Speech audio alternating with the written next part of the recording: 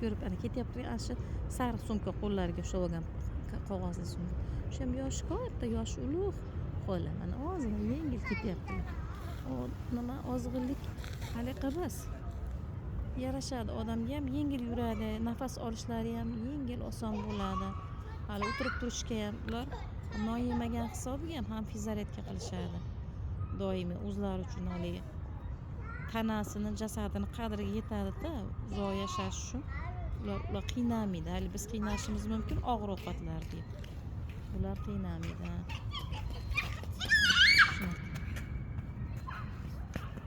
Bolaga e'tibor Koreyada birinchi o'rinda.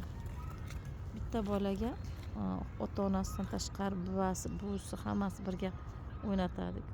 O'ynatganda ham bolani ko'ziga qarab turishadi. Har bitta qilyaptigan harakatini mukofotlashib, tasdiqlashib turishadi. Mana bolalar uchun mana balandliklar qo'yib qo'yishgan. Hurmat-qor. O'ynayotgan akasiga qarab turibdi. Harakatga e'tibor bilan qarayapti. O'zini tilida gaplashib o'ynayapti. Men buni tilini yaxshi tushunmaganimga bolam bechara o'ylanib turibdi. Nima qilishyapti? Muhammadqori? Muhi? Nima qilyapti akalar? Chapa-chapa qilyapti? Ummasi bilan chapa-chapa qilyaptimi? Biz ham chapa-chapa qilaylikmi? Chapa-chapa qilaylikmi? Meni bolam qo'lidan toshni ushlab turibdi hali. Tosh o'ynamayapti, hech kim tosh tashlayvering o'g'lim.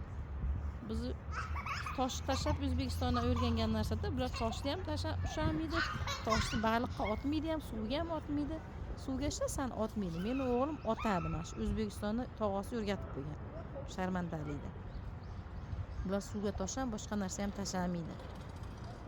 Meni bolam shu O'zbekistonda o'rganib kelib, meni sharmanda qilyapti. Endi o'sha baliqni bo'yiga ham, ko'lni bo'yiga ham yozib qo'yishadi, tosh otmaylardi bizda. Kamerada ko'rinib turgan biz.